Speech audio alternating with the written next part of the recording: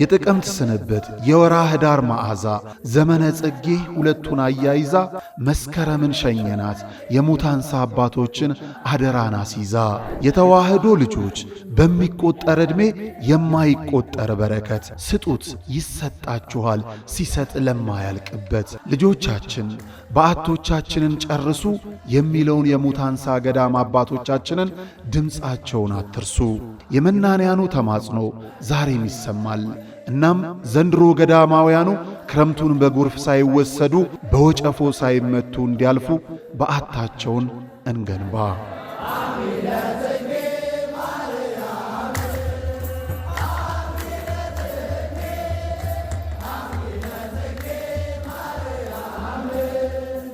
ትትናሽ ግሩም ነው ደግነትሽም ትትናሽ ግሩም ነው ደግነትሽ። የልቤ ደራሽ እመ ብዙሃን ወለላይቱ እመ ብርሃን የእኛ እናት ድንግል ማርያም ሚስጥረኛዬ ኪዳነ ምሕረት ዕለተ ቅዳሜ የማኅሌተ ጽጌ ኅዳርን በአንጎለላ ጽራርያም ሰሚነሽ ኪዳነ ምሕረት በፍጹም እንዳትቀሩ።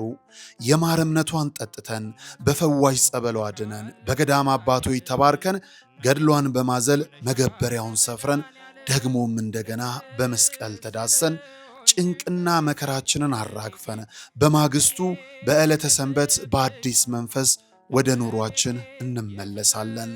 ዘወትር ቅዳሜና እሁድ ለሚደረግ ጉዞ በገዳሟ የስልክ ቁጥር 0912 16 28 78 ወይም በ0921 13 7805 አሊያም በ0921 14 3804 ብለው ይደውሉ። ማኅሌተ ጽጌን በሰሚነሽ ኪዳነ ምሕረት ገዳም አይቀርም። እናቱ ሆነሻል ለመድኃኔዓለም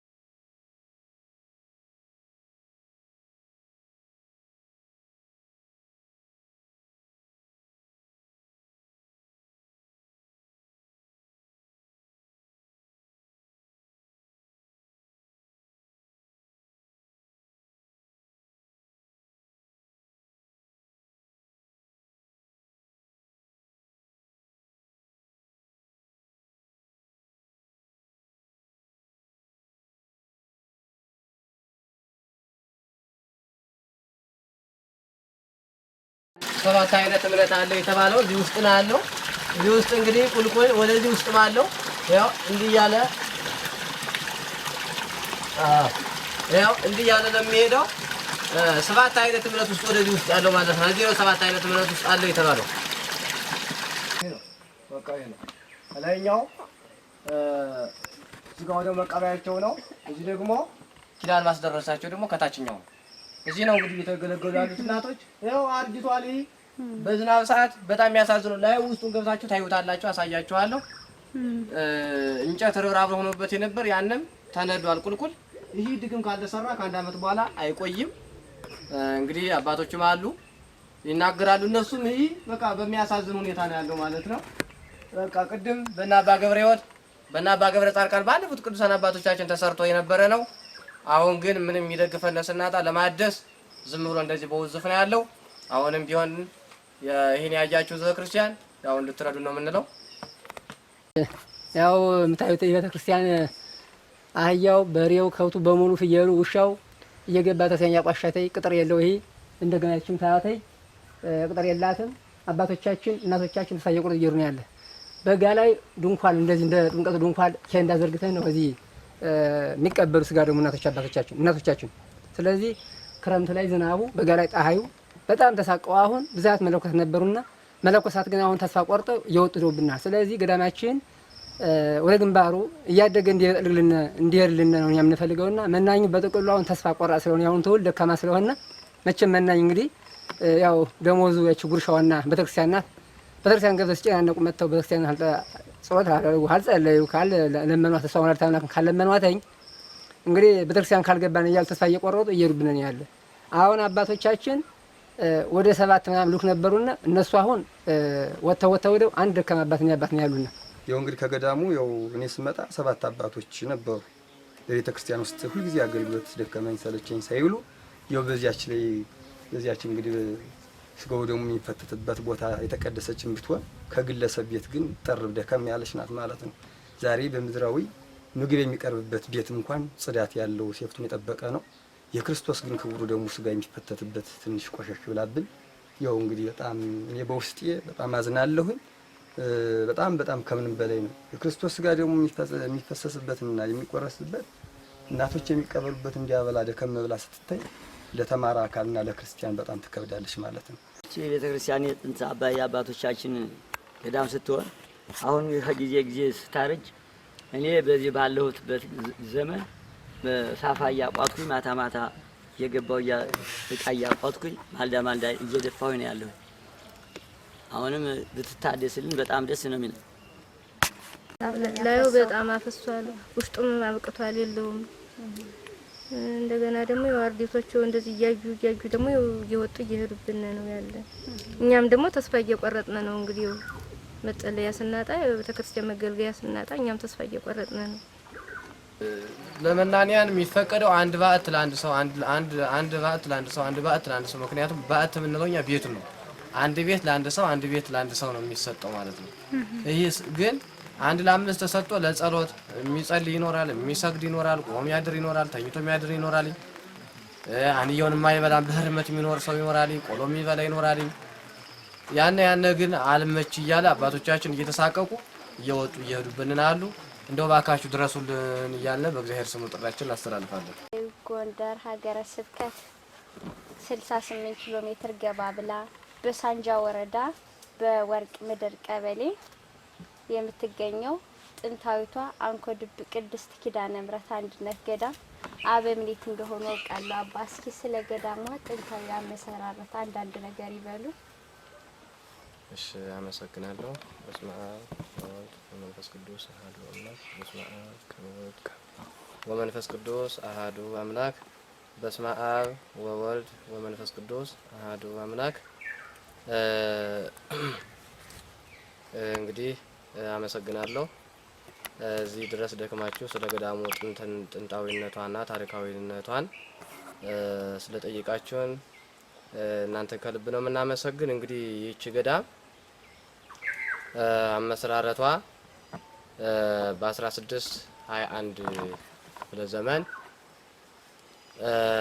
በሰማይቱ በጻድቁ በአቡነ ጽየ ድንግል አማካኝነት እሳቸው ከፎገራ ወረዳ መጣው በቅዱስ ገብርኤል መሪነት እዚህ ቦታ ተገኝተው ይህን ቦታ ለ27 ዓመታት በአበምኔት በብቃት አስተዳድረው ከዛም በኋላ እዚህ ተራራ ላይ 5 ተራራ አለ። 5 ለምሳሌ ቦታው ስም አንኮድብ ይባላል። አንኮድብ ማለት 5 አምባ ማለት ነው ይላል።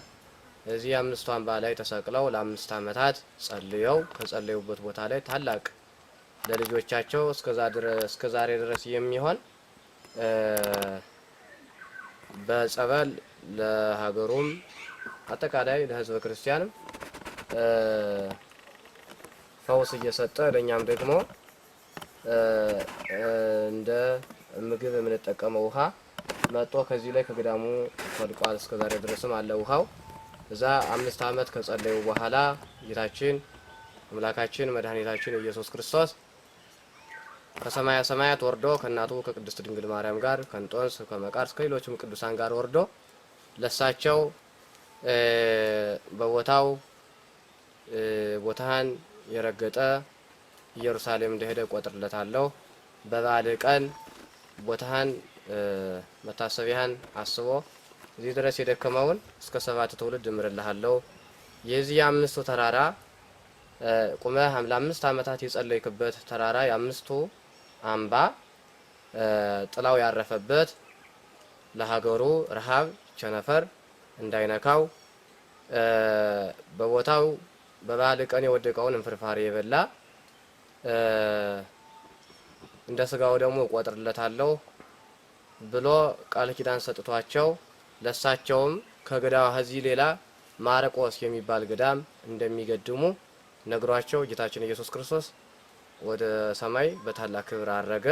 እሳቸውም ከትንሽ ቀናት በኋላ ማርቆስ የሚባል ገዳም ከደብረ መጉና በስተጀርባ የሚገኝ ገዳም ነው ሂደው ያንን ገድመው ከዛ በኋላ ልጆቻቸውን አስከትለው ከደብረ መጉና አቡነ አምሃ ጊዮርጊስ የሚባሉ አቡነ ጽጌ ድንግል እንደ ቅዱስ ገብርኤል መሪነት አቡነ አምሃ ጊዮርጊስ ደግሞ እንደ ቅዱስ ሚካኤል መሪነት ሆነው አጼ ሱስንዮስን ዋርሳ ወርሳል በሚል ሄደው ገስጸው እሳቸውንም 9999 ራሳቸውን በሰማዕትነት ጎንደር አደባባይ ኢየሱስ ላይ ተሰይፈው ከዛም በኋላ የሌሎችን ቅዱሳን በዛው ሲሰየፉ በዛው አጽማቸውም ከዛው ሲቀበር የሁለታቸውን ቅዱሳን ግን የእግዚአብሔር መልአክ ተገልጾ በሕይወተ ስጋ ለተረፉት ስጋቸውን ወስዳቸው በቦታቸው አስቀምጡ ብሎ ካዘዛቸው በኋላ እነሱም እንደታዘዙት ስጋቸውን በየቦታቸው አስቀመጡ። የአቡነ አምሃ ጊዮርጊስም በቦታቸው ይገኛል። የአቡነ ጽጌ ድንግልም በቦታቸው ይገኛል። አጽማቸው እስካሁን ድረስም አጽማቸው ለልጆቻቸው ፈውስን ድህነትን እየሰጠ ይገኛል። ከዛም በኋላ ከሳቸው ቀጥሎ ይህን ገዳም ወደ 81 መምህራን ሲያስተዳድሩት ቆይተዋል። እነሱም በቦታው ላይ አርፈዋል። የቅዱሳን አባቶቻችን እነዚህ መምህራን ሁሉ እዚህም አለ። ከዛም በኋላ አቡነ ጽጌ ድንግል ካረፉ በኋላ ደግሞ አቡነ ዘመንፈስ ቅዱስ የሚባሉ መጥተው እና እኛ ደርሰዋል። እዚህ እንግዲህ እኛ ምን ገለገለው ያለ ከዚህ ነው።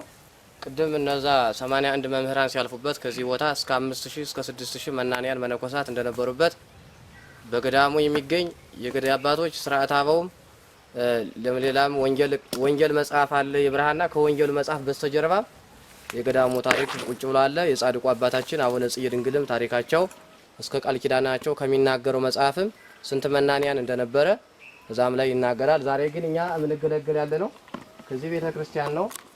ገዳሙም ምንም አይነት እንቅስቃሴ የለው ሲሆን ቦታው በረሃማ ሲሆን ቆላማ ሲሆን ተንቀሳቅሰን ስራ ለማሰራት ሰዎቹን ስላጣን የሚያሰራልን ስላጣን ታቦቷ እናታችን ቅድስት ኪዳነ ምሕረት የምትኖረው ከዚህ ነው።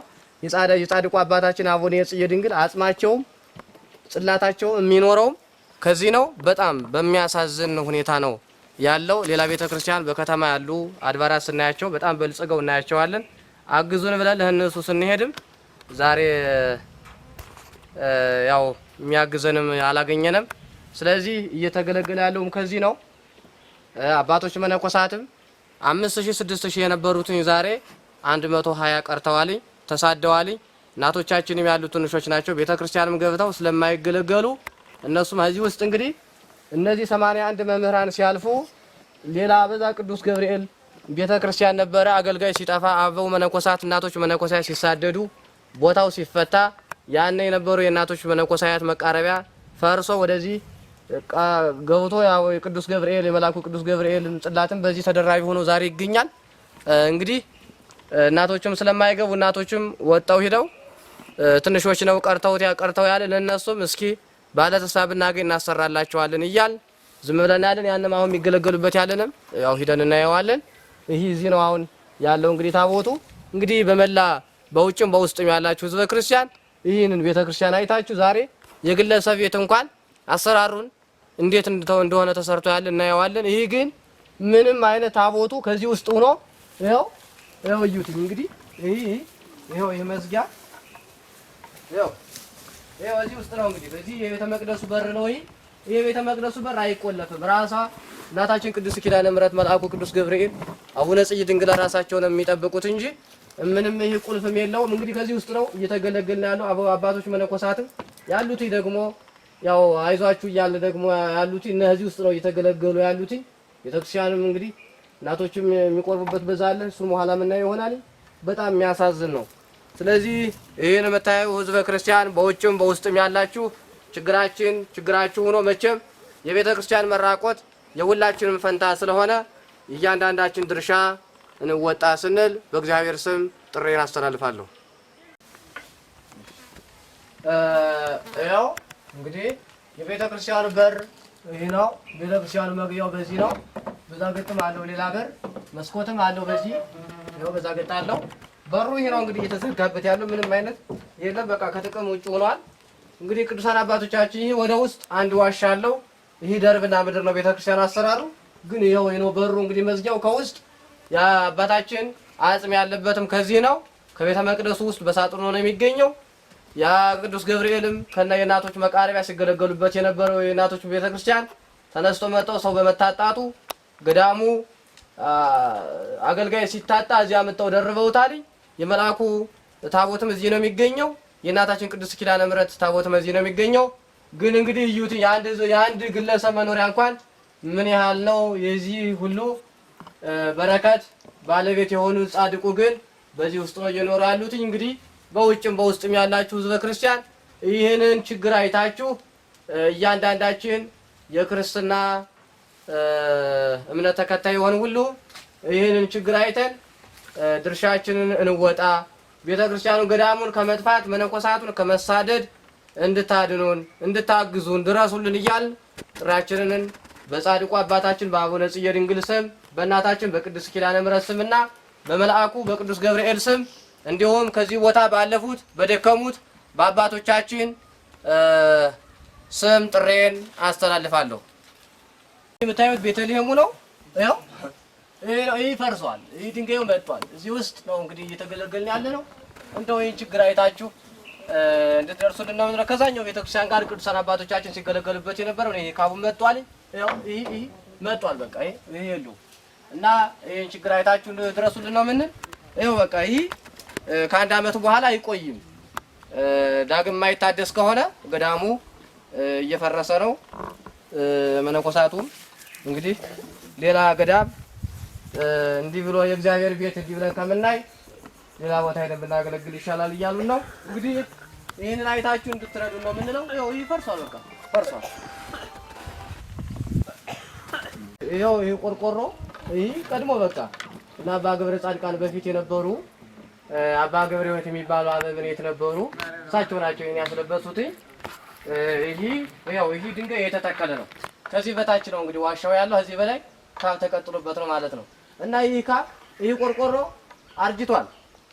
ዝናብ ክረምቱን ሙሉ እያፈሰሰ እንግዲህ እሳቸው ናቸው ገበዙ። የቤተ ክርስቲያኑ አገልጋያችን አባታችን እሳቸው ናቸው። ከታች በሳፋ እያቋጥን እያወጣን ጧት እየደፋን ጧት ለኪዳን ሲገቡ እያወጡ እየደፉት ነው እንጂ ይሄ ሙሉ ንዋየ ቅድሳትን አበላሽቶታል።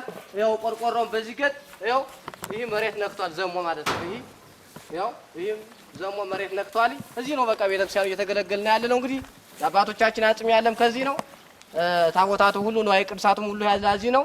እያፈሰሰብን በሳፋ እያቋትን እየደፋን ነው እየተገለገልን ያለው ማለት ነው። እንግዲህ እሳቸው ገበዙ ናቸው። እስኪ ቤተክርስቲያን የጥንት አባይ አባቶቻችን ገዳም ስትሆን አሁን ከጊዜ ስታረጅ እኔ በዚህ ባለሁትበት ዘመን በሳፋ እያቋጥኩኝ ማታ እየገባሁ እቃ እያቋጥኩኝ ማልዳ እየደፋሁ ነው ያለሁ። አሁንም ብትታደስልን በጣም ደስ ነው የሚለው። ያሉት የእናቶች መቃረቢያ ቤተ ክርስቲያን ይሄ ነው። አዎ ይሄ ነው በቃ ይሄ ነው። ከላይኛው እዚህ ጋር ወደ መቃበያቸው ነው። እዚህ ደግሞ ኪዳን ማስደረሳቸው ደግሞ ከታችኛው ነው። እዚህ ነው እንግዲህ እየተገለገሉ ያሉት እናቶች። ያው አርጅቷል። ይሄ በዝናብ ሰዓት በጣም የሚያሳዝነው ላይ ውስጡን ገብታችሁ ታዩታላችሁ። አሳያችኋለሁ። እንጨት ርብራብ ሆኖበት የነበር ያንም ተነዷል ቁልቁል። ይሄ ድግም ካልተሰራ ከአንድ ዓመት በኋላ አይቆይም። እንግዲህ አባቶችም አሉ ይናገራሉ። እነሱም ይሄ በቃ በሚያሳዝን ሁኔታ ነው ያለው ማለት ነው። በቃ ቅድም በእነ አባ ገብረ ሕይወት በእነ አባ ገብረ ጻድቃን ባለፉት ቅዱሳን አባቶቻችን ተሰርቶ የነበረ ነው። አሁን ግን ምንም የሚደግፈን ስናጣ ለማደስ ዝም ብሎ እንደዚህ በውዝፍ ነው ያለው። አሁንም ቢሆን ይሄን ያያችሁ ህዝበ ክርስቲያን ያው እንድትረዱ ነው የምንለው። እንግዲህ ያው እቺ ቅድም እንደተናገርኩት ይሄ ቤተክርስቲያን የእናቶች መነኮሳያት መቃረቢያ መገልገያው ነው። እንግዲህ ገበዙ እሳቸው ናቸው። አዛኛው ኪዳን አድርሰው እዝኛ ያደርሳሉ አባቶች ስለሌሉን ማለት ነው። ምክንያቱም አባቶቻችን ቀድሞ ወደ 81 መምህራን አልፎበታል ብለናል። ዛሬ ግን ቤተክርስቲያን እንኳን ገብቶ የሚያጥንልን አባታችን በረሃ ስለሆነ አባቶቻችን ምንም አይነት ነገር አዚህ እንኳን ሌላ ከእለት ምግብ ጀምሮ የሚበላም ስለሌለ የሚለበስም ስለሌለ ሳሙና ስለማይሰጡ ሌሊት በቃለ እግዚአብሔር በሰዓታት እያደርን እንዴት ስጋ ለበስነን ምን ለብሰው ለየለት ጉርስ ከሌለ እያሉ ወጣው ሄደውብን እሳቸው ቀርተዋል። እሳቸው ደግሞ እዚህ ሲያገለግሉ እናቶቻችን ዝናብ ሲመጣ ዝናብ ልብስ ለብሰው እሳቸው ነዋይ ቅዱሳቱን ክረምት ከዛኛው እየወሰዱ እያስጠጉ ያነኛው ትንሽ ከዚህኛው የተሻለ ይሆናል ብለን ስለምናስብ ስለዚህ በጥላ በዝናብ ልብስ ነው ውስጥ ላይ እያገለገሉ ያሉ እሳቸው ማለት ነው። ነዋይ ቅዱሳትም የለውም። ከዚህም ከዛም የሚገለገሉበት አንዲት አልባሳት 5 አልባሳት ግጥም አልባሳት አለ። ይሄው አልባሳቲቱ ይሄው የዚህ ግጥም አለ። የካህናት 2 የዲያቆናት 3 ይሄው በዚህ ነው። ከዚህኛው እናቶችን አቁርበው በበነገታ ወይም በዛኛው ደግሞ ያነኛው በአመት ስለሆነ የሚቀደሰው የዚህኛውን መቀደሻ ለኪዳን ማድረሻ ወደዛ እየወሰዱ ነው ንዋይ ቅዱሳቱን የሚገለገሉ ያሉትና በጣም የሚያሳዝን ነው። መቼም ይህን ያየ ህዝበ ክርስቲያን አይቶ ዝም አይልንም ብዬ ተስፋ አደርጋለሁ። ይህን የምታዩ ይህ ቀረጻ ሁሉ የሚደርሳችሁ ይህን አይታችሁ አባቶቻችን የሚቆዩበትን የሚያገለግሉበትን ቦታው ለወደ ሰፊቱ የሚያድግበትን እናንተ አስባችሁ እንድትረዱን እያልን ጥራችንን እናስተላልፋለን። ሰላም ዋሉ ማለት የዚህ ገዳም አርዲት ነው። በገዳም ውስጥ የስራ ድርሻው ምንድነው?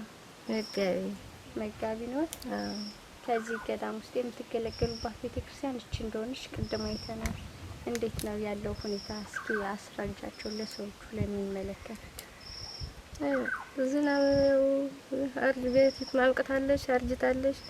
ይው ስንገለገልባትም ኬንዳ ለብሰን ነው ላዩ በጣም አፈሷል። ውስጡም አብቅቷል የለውም። እንደገና ደግሞ የዋርዲቶቹ እንደዚህ እያዩ ደግሞ እየወጡ እየሄዱብን ነው ያለ። እኛም ደግሞ ተስፋ እየቆረጥን ነው። እንግዲህ መጸለያ ስናጣ ቤተክርስቲያን መገልገያ ስናጣ እኛም ተስፋ እየቆረጥን ነው። ቤተክርስቲያኗ ስትፈርስ እየፈረሰች ነው እያያችኋት ነው ያለ እና እርዱን እያልን ነው። ካሉ አባ እግዚአብሔር ይመስገን። ሰላም ዋሉ። እግዚአብሔር ይመስገን። በገዳም ውስጥ አርዲት ነዎት? አዎ። የስራ ድርሻው ምንድነው? ገበዝ። እንግዲህ በገበዝ ውስጥ ንዋየ ቅዱሳቱ ስለ ቤተ ክርስቲያኑ ያለውን ሁኔታ እስኪ ያውሩ።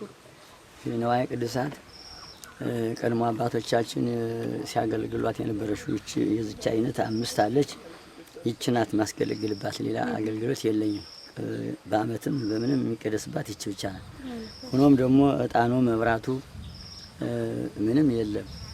የቀድሞ አባቶች ጨርሰውት ወደዚህ ይህች በረሃ ስትሆን ማንም ስለማይመጣባት ዝም ብለን ነው በችግር ተጠማዘን የምንኖር ያለ እና ሆኖም ደግሞ ቤተክርስቲያኗም ደግሞ የምታዩት እኔ እዚህ እንትን ስል ውሃ እያቋጥኩ በአካፋ በምናምን እያስዘኩ እዚህ እያገለገልኩ አንዳንዶች አባቶች ሲመጡ ደግሞ ኑ እባካችሁ ማይጠን ትጠኑ ልጣኖት አለ ካባውት አለ ምን ለብሰው እያሉ እያጻየሁ ያንዋጎሪ የተሻለ ቦታ እንሄዳለን እያሉ ጥሎኝ ነው የሚሄዱ ያለ ለአገልግሎት የመጡት። አዎ። በዚህ ግን ያው በዚህ በችግር ኖራለን። ይህ እየሰማችሁ ደግሞ ያው ሌላው ቀርቶ በትንሳኤ በጥምቀት በልደት የምትለበስ ልብስ ወይ መጣን ዘቢር ስልኩን ተስፋችን በዚህ እንዳንቆርጥ እናንተ በእግዚአብሔር ቸርነት እናሳውቃቸዋል። ያው የምታዩት የቤተክርስቲያን አህያው፣ በሬው፣ ከብቱ በሙሉ ፍየሉ፣ ውሻው እየገባ ተሰኛ ቋሻተይ ቅጥር የለው። ይሄ እንደገና እቺም ታያተይ ቅጥር የላትም። አባቶቻችን እናቶቻችን ተሳየቁት እየሩ ነው ያለ። በጋ ላይ ድንኳን እንደዚህ እንደ ጥምቀቱ ድንኳን ኬንዳ ዘርግተን ነው እዚህ የሚቀበሉ ስጋ ደግሞ እናቶቻችን።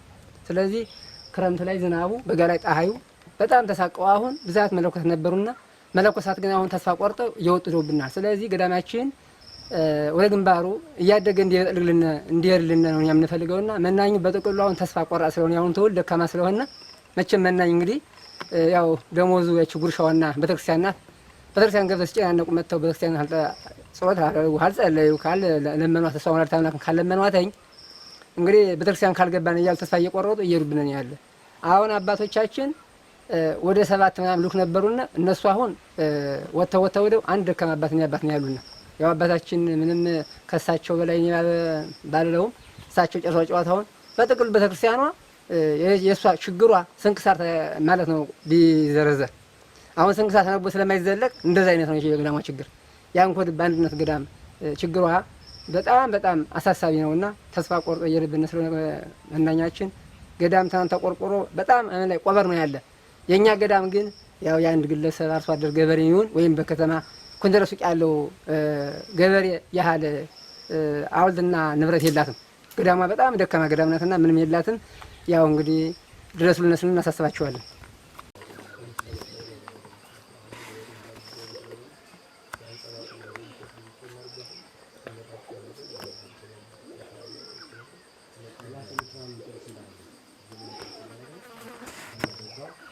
ስትወጣ ስትወርድ ድረስ እየቀረጻችሁ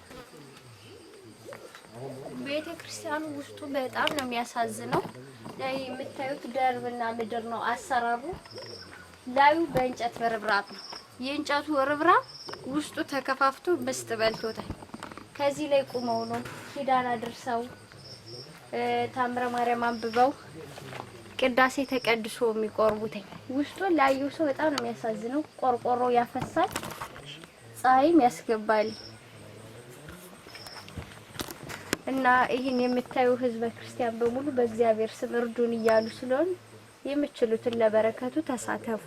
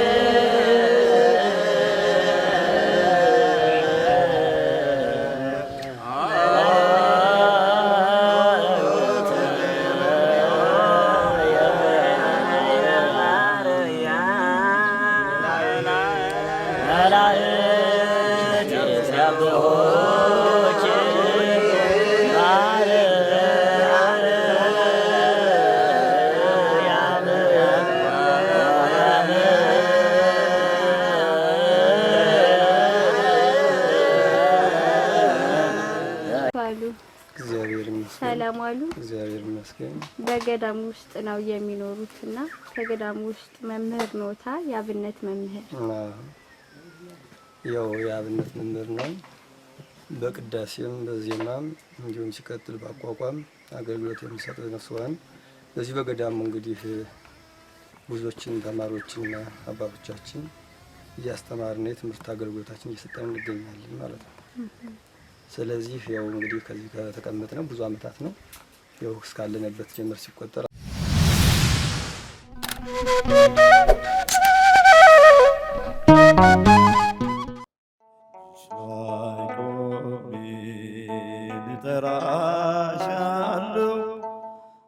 የተሰጠንን ብናውቀው የተከለከልነው ምንም ማለት አይደለም። ክቡራን ተመልካቾቻችን ይህ ከጀርባ የምትመለከቱት ማዕከል ክቡር የሆነው የሰው ልጅ በጎዳና ተጥሎ በሱሱ ምክንያት ከሰው ተነጥሎ ይኖርበት የነበረውን ዓለም ቀድሞ እንደተፈቀደለት ርስቱ አድርጎ እንዲኖርባት ያነበረበትን ሱስ ጥሎ እንዲወጣ የሚደረግበት የሱስ ማገገሚያ ማዕከል ነው።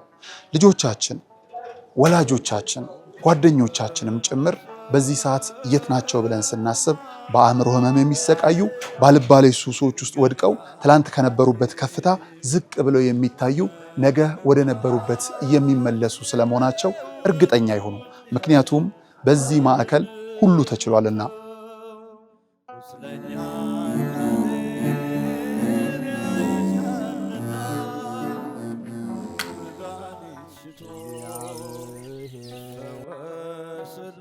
ከምድራዊው ጥበብ ባለፈም የሰማይ አምላክ እውነትን ዕውቀትን እንዲገልጥላቸው ወደ ነበረ ማንነታቸው እንዲመልስላቸውም ጭምር በግቢ ውስጥ ያሉ ወጣቶች ፈጣሪን የሚለማመኑበት የጸሎት ቤታቸው ነው።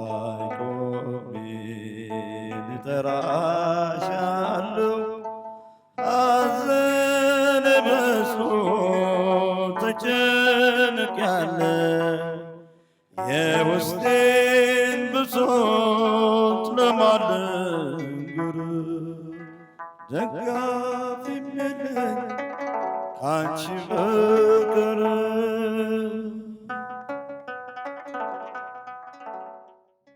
እንኳን አደረሳችሁ።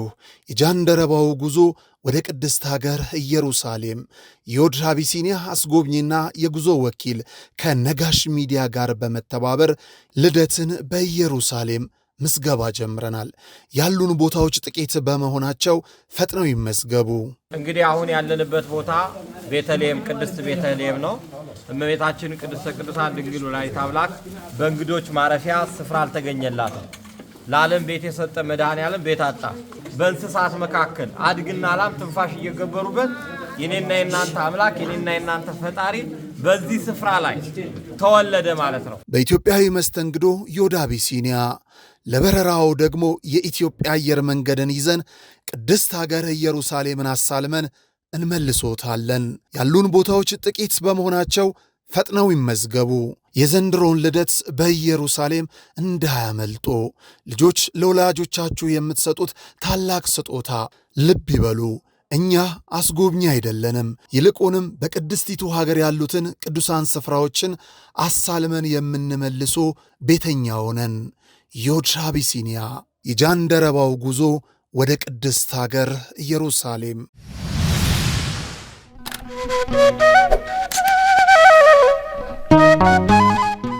5 ዓመትን ያስቆጠርን ነው።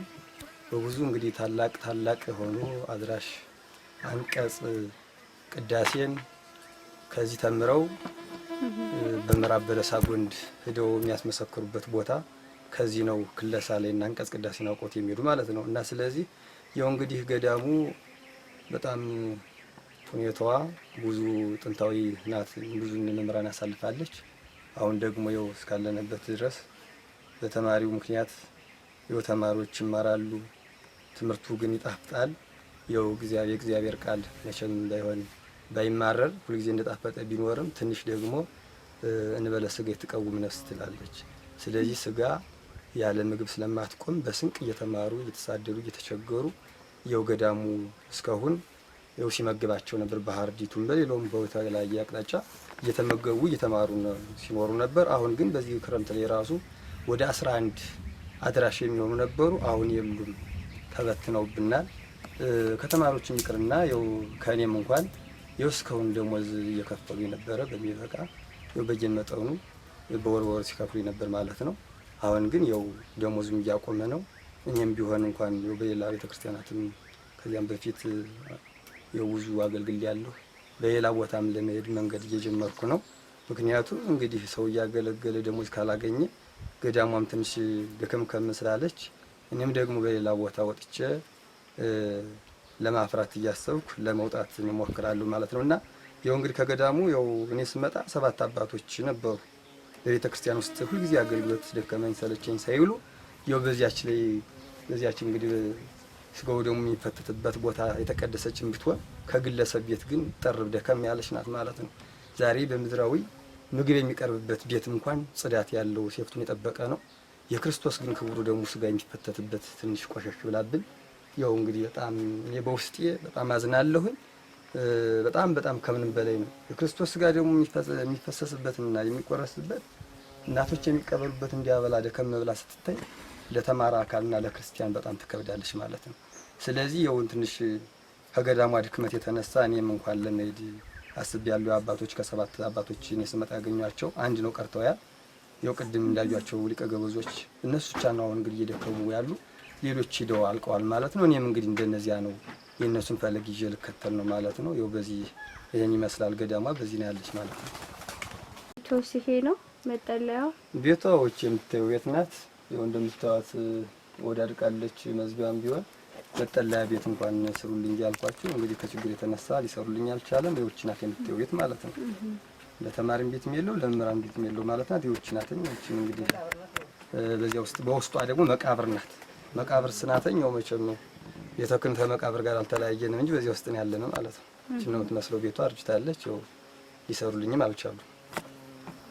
ነገረው መምህራችን ገለጻ እንዳደረጉት ያው እንግዲህ ስለ ገዳሙም ችግር አባቶች አብራርቶ በደንብ ሲናገሩ ቆይተዋል። እንግዲህ መምህሮቻችን ያው ከዚህ የነበሩ ብዙ አራሾች ብዙ ሊቃውንት ነበሩ። ከዚያም በኋላ ብዙም ምግብ ወይም ደግሞ መጠለያ ጎጆ በመጥፋቱ የተነሳ 11 ወጥተው ወደዋል። ብዙ ሊቃውንት ነበሩ። አሁን ግን ምንም ነገር የለውምና እንደምታዩት እንግዲህ የምንበለው የምንጠጣውም እስከዛሬ የምንቆነው በገዳሙ ውስጥ ነበረ። እናም ከዚህ በኋላ ግን ያው ገዳሙ አቅም ከማጠሩ የተነሳ እኛን የሚቆንንበት ምንም አቅም ስለሌለው ያው እኛ ልንወጣ ፈልገን ሳይሆን ከችግር ከማጣት የተነሳ እኛም እንግዲህ መምህሮቻችን ካሉ ደግሞ ማንንም ብለን ከዚህ እንቀራለን፣ ማንንም ብለን ስንቀመጣለን መሄዳችን ነው። አዎ ዝሮ እርዱን ብለን ስንናገር አዎ ሁሉ ጊዜ በሚዲያ ላይ ሁሉም ሰው ስለ ችግር እንደሚገልጽ ሁሉም ሰው እንደሚለምን ግድ ነው። ግን ደግሞ ቤተክርስቲያን የውስጧን መናገር ያለባት ለምእመናንና ለሕዝበ ክርስቲያን በሙሉ ስለሆነ ለማን ችግሯን ለማን ትናገር ለማን ሁትበል ሰው ችግሩን ለቤተክርስቲያን ተናግሮ እንደሚፈታለት ሁሉ ቤተክርስቲያንም ደግሞ ለልጆቿ ትናገራለች። ስለዚህም ነው መጃም ስለሌለን ስላጣንም ለናንተ እርዱን ስንል በእግዚአብሔር ስም ከፊታችሁ ቆምን ወይም ደግሞ የምናገር ያያችሁ ሁሉ እንድረዱን በአያሉና በግናሩ በሩ እግዚአብሔር ስም በትህትና እንጠይቃችኋለን። እርዱን። መምህራችን ከዱኛም መለንም ሰው ካልተማረ ደግሞ ቤተክርስቲያን እኛም በመላክ በድቁናም እየቀደስ እናገለግል ነበር። አንዳንድ ቀን ኪዳንም ሲኖርም ከዓመት እንደዚህ ቅዳሴ ያለ ኪዳንም ምንም እናደርስ ነበር። እንግዲህ ከህርና አንድ አባት ብቻ ናቸው ያሉ። ቢያንስ እንኳን ምንም ማገልገል የማይቻልበትና የሚዘጋ ቤተክርስቲያን ስለሆነ ስለ ቅድስት ቤተክርስቲያን በደሙ ስለመሰረታት ብላችሁ እንድረዱን በአያሉና በግናሩ በሩ እግዚአብሔር ስም እንጠይቃችኋለን። ያውን ለ3 ለ4 ዓመት በጣም ታምሜ ሐኪም ሳንጃ እስከ ጎንደር ድረስ እስከ ባህር ዳር ያልተደከመበት ቦታ የለም። ቤተሰብ ሰልችቶኝ ያልሄደበት ሐኪም የለም። ሰልችቶኝ ግን ቤት አምጥተው ባልጋ ጥለውኝ እንዳስከሬን ጥለውኝ አምጥተው ግን ህዝች ኪዳነ ምሕረት አንኮድ ገዳም ጥለውኝ 7 አይነት እምነት አለው። ያው ምሳሌትሮች ጸበሏችን ናት። እኔ በጣም እህልም አስበላይም ብዙ ነገር በቃ ስራ ማሰራይም ለ3 ለ4 ዓመት በጣም ታምሜ ድውይ ነው የነበርኩኝ። አሁን ግን ተፈውሼ እንደምወሳ እየፈረጠቱ በዚህ ባንኩድ ቅድስት ኪዳነ ምሕረት አገለግላለሁ። ወንድማችን ስለው እንደነበረው ጸበሉ በጣም ፈዋሽ ነው። ከተፈወሱት መካከል ምን አንዱ ነኝ። በጣም ፈዋሽ ነው ጸበሉ። ብዙ ወንድሞቻችን እየመጡ በውጭ በጣም ተፈውሰውበታል ጸበሉ። ምክንያቱም ጸበሉ የሚገርማችሁ ነገር ከጸበሉ በላይ ከላይ 7 እምነት አለው። እምነቱም በጣም የሚገርም እምነት ነው። አረንጓዴ ነው፣ ነጭም አለ፣ ጥቁርም አለ። ስናወጣው ወደ ውስጥ በቃ ማያልቅ እምነት ነው ያለው እና ጸበሉ በጣም ፈዋሽ ነው። ሌሎች መታችሁ ደግሞ በደዌ በምን የምትሰቃዩ ሰዎች መታችሁ እንድትፈወሱልን በእግዚአብሔር ስም እናሳስባለን። እንግዲህ የምታዩት ይሄ የእናታችን የቅድስት ኪዳነ ምሕረት ጸበል ነው እና በዚህ ጸበል ያው ሳንናገር እውነቱንም ሳንናገር ማናልፈው ነገር እንደው የእውነት በቃ ስንት እውራን መጥተው በዓይናቸው አይተው እግዚአብሔርን አመስግነው እምነታቸውን ወደው አይዛቦችም አፍረውበት ኦርቶዶክሳውያን ተደስተውበት ሄዱ። እውራን አንካሶችም ሲቀኑ ለምጻሞችም ሲነጹ በዓይናችን አይተናል። ምስክር ነኝ። እኔ ራሱ ከዚህ መጥቼ በአብነት ትምህርት ነው ቅድም ላይ እንደገለጽኩት በአብነት ትምህርት እዚህ መጥቼ ብዙዎችን እያለው ሲሉና አይቻለው። እኛም እየተጠመቅነ ብዙ ነገሮችን የሰው ልጅ ቁሞ የሄደ ሁሉ ጤነኛ ነው አይባልም። በረቂቅ በሐሳብ ብቻ ሲጎዳ የነበረው በሐሳብ ሲድን ያለና በውስጣችን ታድሰን እኛ ከብዙ ነገር ራሱ በውስጣችን መንፈስ ቅዱስ አስመን በዓለም የነበርን ብዙ ነገር እስኪያሳስበን ደርሷልና ይህንን ደግሞ አሁንም መናገር የምፈልገው ኦርቶዶክሳውያን በሙሉ እኛ ከእናንተ እርዳታን ብቻ ሳይሆን የምንፈልገው ይህችን ቅድስት የሆነች ንጽሕት የእመቤታችንን ማዳኗንና ደግሞ ሁሉን ነገር መታችሁ ብታዩልንና አይታችሁም እናንተም ተጠምቃችሁ ድናችሁ ተፈውሳችሁ ብትሄዱ በረከቷንም ደግሞ ገና ከቦታው ሲገቡ መናገር የምፈልገው በመንፈስ ሕሊናችን ይታደሳል። በጣም ደስ የሚል ገዳም ነው። ያው ቅዱሳን ያሉበትም አብዛኛው ዋሻ ነው፣ የተሰወሩበት አባቶች አሉ። በጣም ደስ የሚል ቦታ ነው። ሰላም ይሰጣልና መጥቷችሁ ሁላችሁም ኦርቶዶክስን ብታዩልና ያው ድነትም ይህንን ሲል አይተናል። ሁላችሁም መታችሁ እንድድኑ ስንል በእግዚአብሔር ስም ጥሪያችን እናቀርባለን። ኑልን መታችሁ እግዚአብሔርን አይታችሁ ማዳኑን አመስግኑ ስንል በእግዚአብሔር ስም እንጠራቸዋለን። ኦርቶዶክሳውያን በሙሉ ሰባት አይነት እምነት አለው የተባለው እዚህ ውስጥ ነው ያለው። እዚህ ውስጥ እንግዲህ ቁልቁል ወደዚህ ውስጥ ባለው ያው እንዲህ ያለ ነው የሚሄደው። ሰባት አይነት እምነት ውስጥ ወደዚህ ውስጥ ያለው ማለት ነው። እዚህ ነው ሰባት አይነት እምነት ውስጥ አለው የተባለው። ቤተ እግዚአብሔራችን እንደምታዩት ወደ አርቋሊ ቆርቆሮም ከብዙ አመታት የቆየ በመሆኑ ምክንያት አርጅቷል።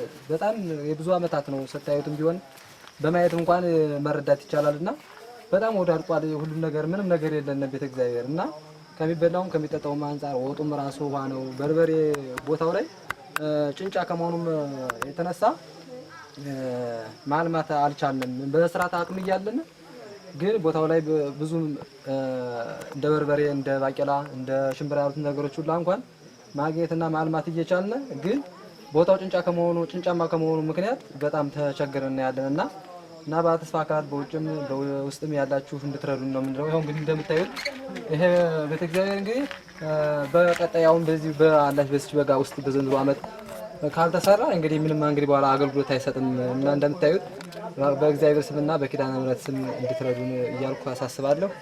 እሙሀይ ምን እያደረጉ ነው? ወፍጮ እየፈጭተው ነው ቤተ እግዚአብሔር የሚመግቡት? አዎ እሱን ፈጭተው ነው።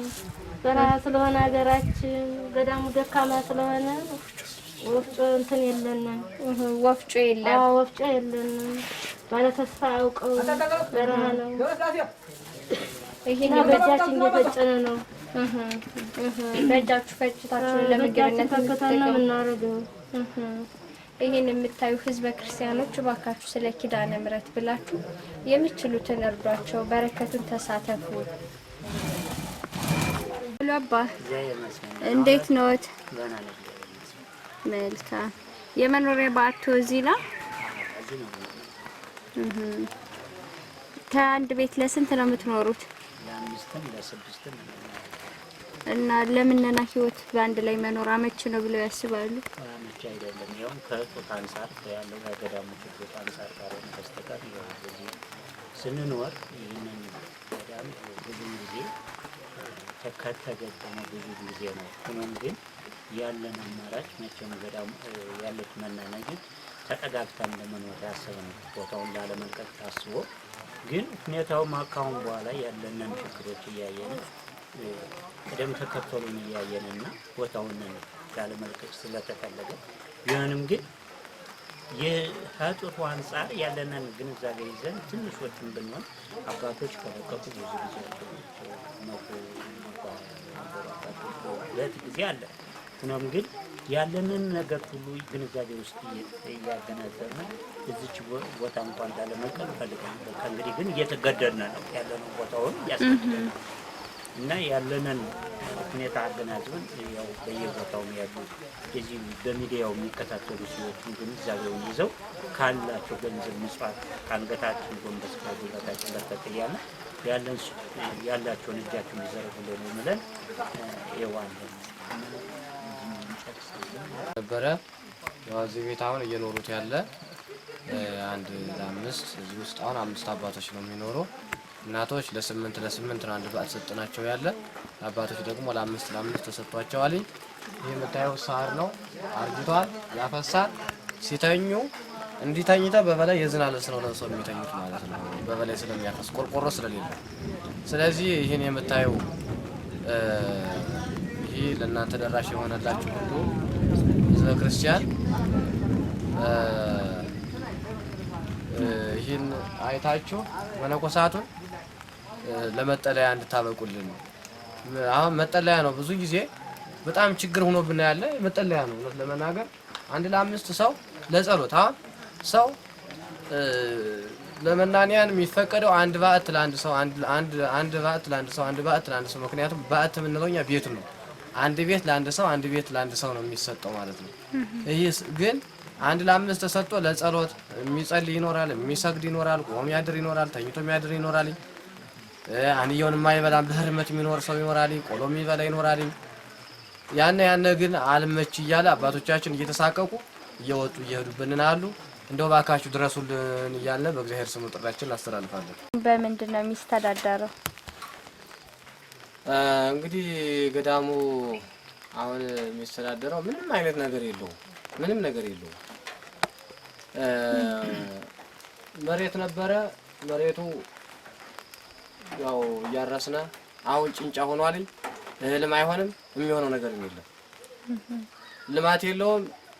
ከሚረዱና ነው እየተቀበልን አንዳንድ ባለተስፋዎች እያፈላለግነ ወጠን ወርደንም ነው እንጂ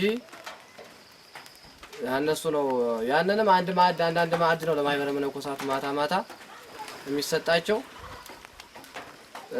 አሁን ለጊዜው ምንም ነገር መስተዳደሪያ የለውም። ምንም ነገር። ቤተ እግዚአብሔር አሁን የምግብ ሁኔታ እንዴት ነው? ቤተ እግዚአብሔሩ የምግብ ሁኔታ ከኔ በበለጠ አባቶች አሉ፣ እናቶችም አሉ። መጋቢ ማው የወለተ ኪዳን ይናገራሉ። መጨረሻ ላይ ባቄላ በኩባያው ለ120 መነኮሳት ነው ገዳሙ ያለን አሁን ለጊዜው። በፊት ቅድም እንደተናገርኩት 5000 6000 ነበር። አሁን ግን ሂዶ አልቆ 120 ነው ቀርተን ያለን አሁን ለጊዜው። እኚህ 120 መነኮሳት የሚሰራደሩበት 2 ጎላ ወጥ ነው የሚሰራው ማለት ነው። 2 ጎላ ወጥ ይሰራል። 2 ጎላ ወጥ ከአንዲቱ 1 ኩባያ ከአንዲቱ 1 ኩባያ ሆና ለ120 መነኮሳት ከአንዱ ጎላ 1 ኩባያ ባቄላ ከአንዱ ጎላ ደግሞ 1 ኩባያ ባቄላ ሆና ነው የምትሰራው። ምንም ነገር የለውም። የሚለበሰው ማህበሩ አቡጀሌ በ3 አመት አሁን ከተቆነና 3 አመት ከተቆነኑ 3 አመቱ ናቸዋል ማለት ነው። ከተቆነኑ አሁን አቡጀሌ 3 አመቱ ናቸዋል። ምንም ነገር የለውም።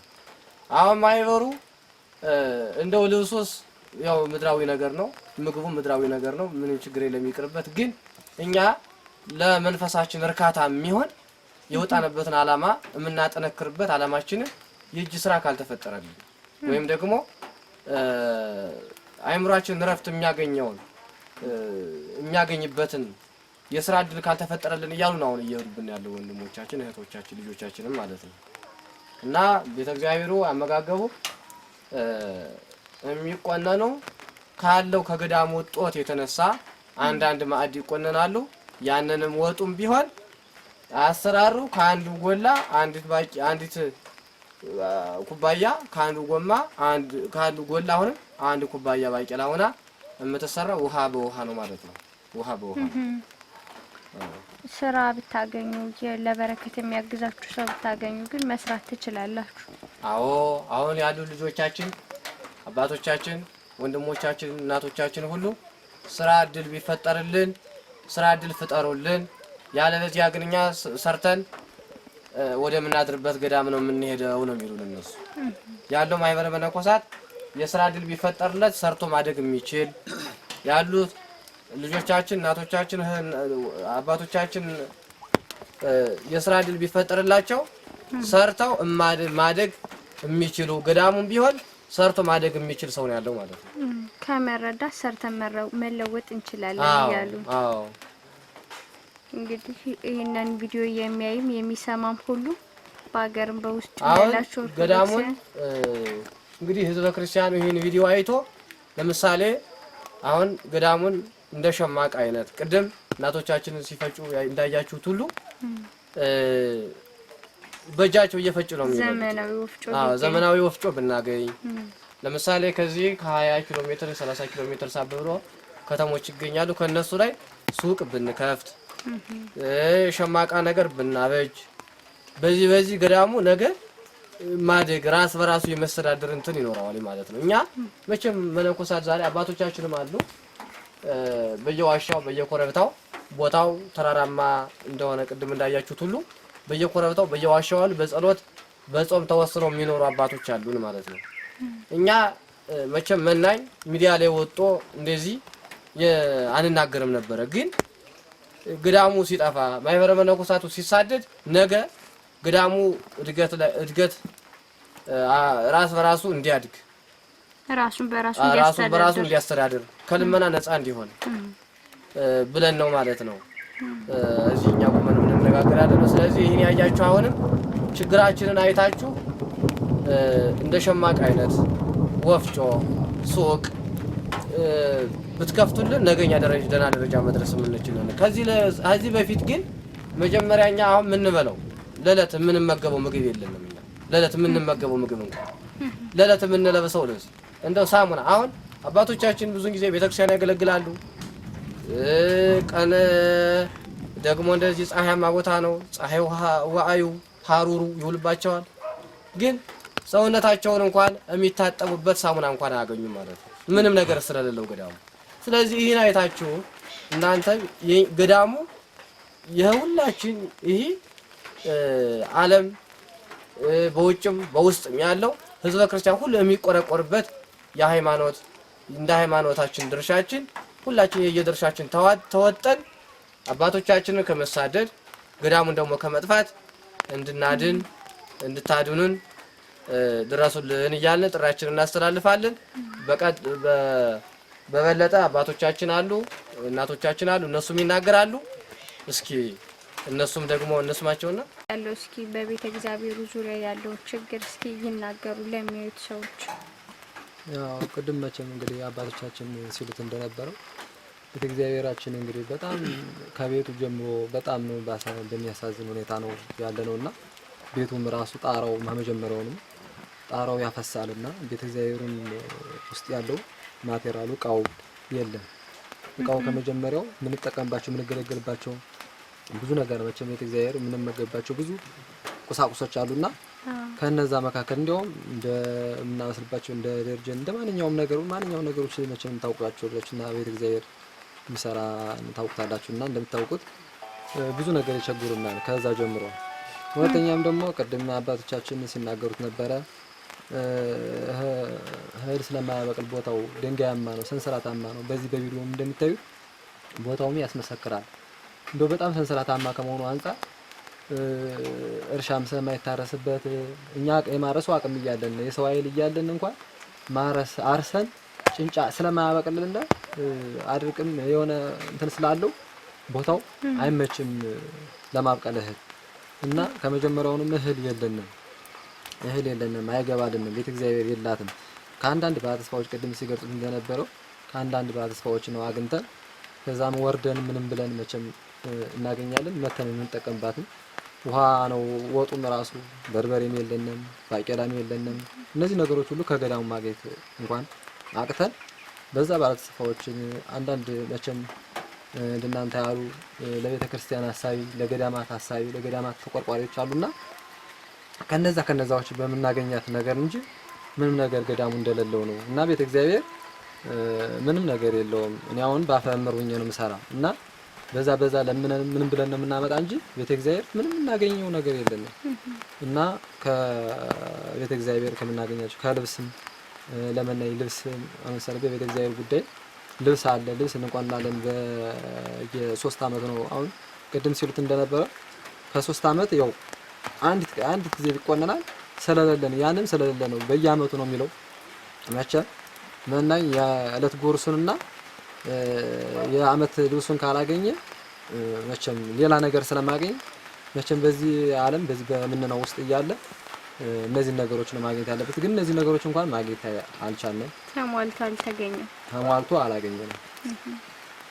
እና በውጭም በዛም ያላችሁ ኢትዮጵያውያን ክርስቲያኖች መቼም ለቤተ ክርስቲያን ለገዳማት ተቆርቋሪዎች ናችሁና እንደው የተለያዩ ገዳማት እንኳን ስናይ ዛሬ ሸማ አግኝተው የሸማ የሲንጀር የልብስ ስፌት የተለያየ በየከተማው ሁሉ በየትላልቅ ከተማዎች እስከ ትንሽ ከተማዎች እንኳን ሱቅ ከፍተው የተለያየ ልማት ልብስ ስፌት የተለያየ ልብስ እየሸጡ እየተገለገሉ ነው ያሉ። እኛ ግን ይሄን ሁሉ ስላገኘነ እንዳው እኛ መስራት እየቻልን የመስራት ጉልበቱ አቅሙ እያለን በእነዚህ ቁሳቁሶችን ሁሉ አለማግኘት ምክንያት መስራት እየቻልን ስለተቸገርነ ባለ ተስፋዎች እናንተ ናችሁና እጃችን ወደ እናንተ ነው መዘርጋት የምንችለውና ምንም ማግኘት ስላልቻልን እናንተ እንድትደርሱልን በእግዚአብሔር ስምና በኪዳነ ምሕረት በአባታችን በአቡነ ጽጌ ድንግል ስም አሳስባችኋለሁ።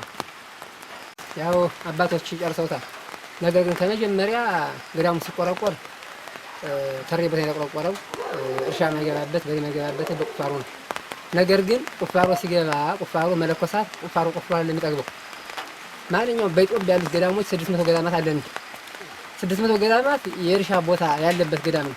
አንኮርብ ግን ከ600 ገዳማት አንኮርብ አንደኛው ገዳም የእርሻ ቦታ የለው። ስለዚህ ገዳማት በእርሻ አይደለም የሚጠወረውና የሚያድገው የእጅ ጥበብ ነው።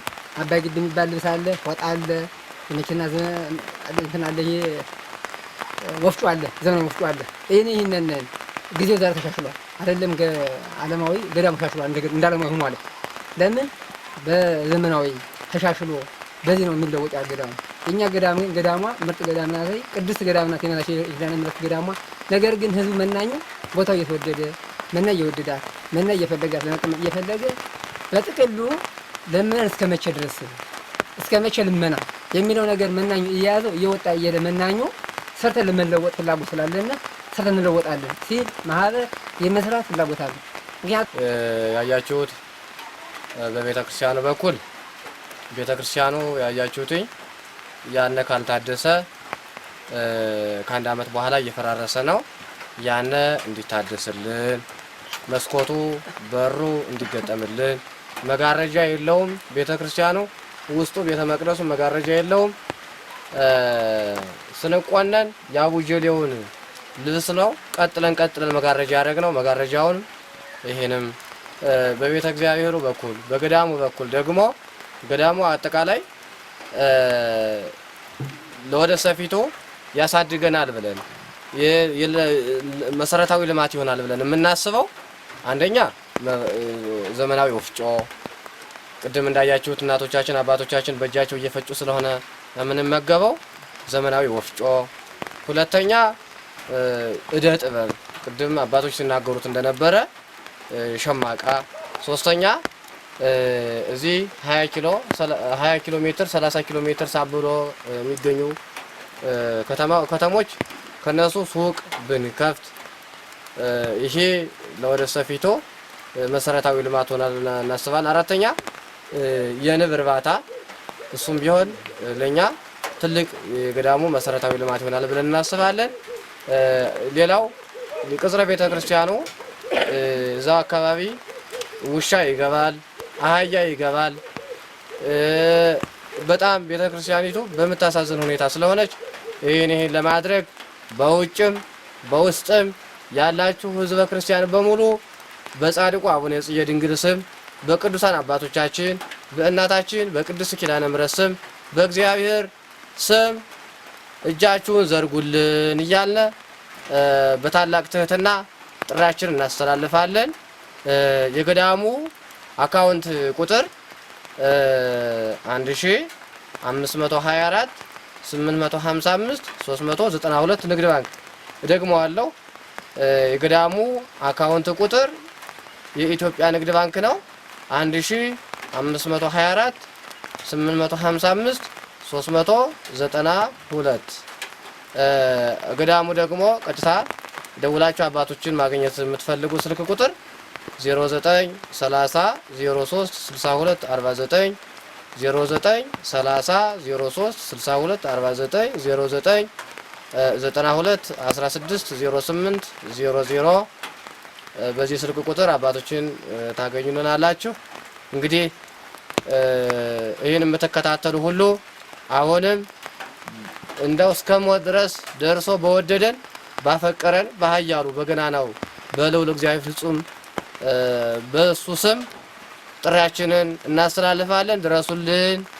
ድረሱልን ነው የምንለው እኛ።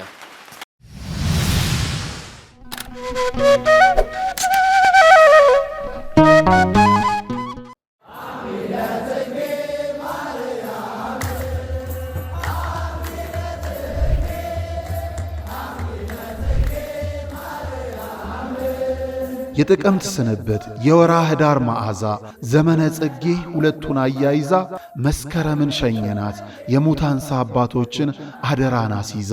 የተዋህዶ ልጆች በሚቆጠር ዕድሜ የማይቆጠር በረከት ስጡት ይሰጣችኋል ሲሰጥ ለማያልቅበት። ልጆቻችን በዓቶቻችንን ጨርሱ የሚለውን የሙታንሳ ገዳም አባቶቻችንን ድምፃቸውን አትርሱ። የመናንያኑ ተማጽኖ ዛሬም ይሰማል። እናም ዘንድሮ ገዳማውያኑ ክረምቱን በጎርፍ ሳይወሰዱ በወጨፎ ሳይመቱ እንዲያልፉ በዓታቸውን እንገንባ።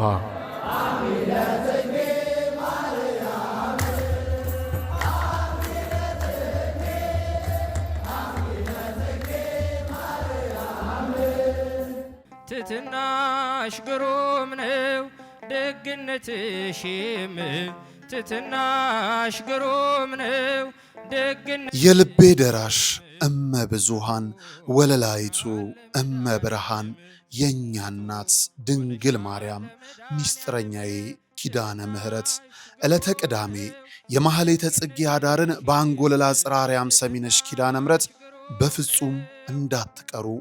የማር እምነቷን ጠጥተን በፈዋሽ ጸበሏ ድነን በገዳም አባቶች ተባርከን ገድሏን በማዘል መገበሪያውን ሰፍረን ደግሞም እንደገና በመስቀል ተዳሰን ጭንቅና መከራችንን አራግፈን በማግስቱ በዕለተ ሰንበት በአዲስ መንፈስ ወደ ኑሯችን እንመለሳለን። ዘወትር ቅዳሜና እሁድ ለሚደረግ ጉዞ በገዳሟ የስልክ ቁጥር 0912 16 28 78 ወይም በ0921 13 78 05 አሊያም በ0921 14 38 04 ብለው ይደውሉ። ማህሌተ ጽጌን በሰሚነሽ ኪዳነ ምሕረት ገዳም አይቀርም። እናቱ ሆነሻል ለመድኃኔዓለም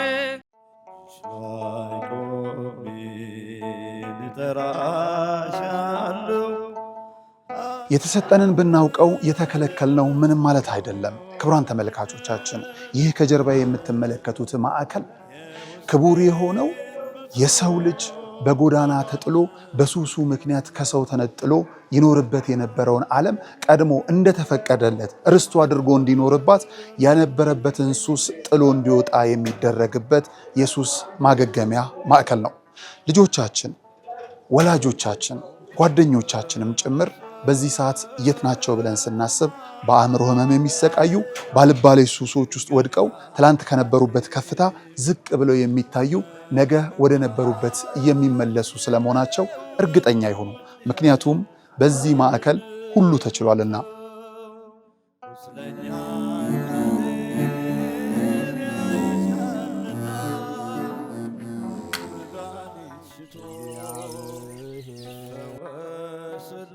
ከምድራዊው ጥበብ ባለፈም የሰማይ አምላክ እውነትም ዕውቀትም እንዲገልጥላቸው ወደ ነበረ ማንነታቸው እንዲመልስላቸውም ጭምር በግቢ ውስጥ ያሉ ወጣቶች ፈጣሪን የሚለማመኑበት የጸሎት ቤታቸው ነው።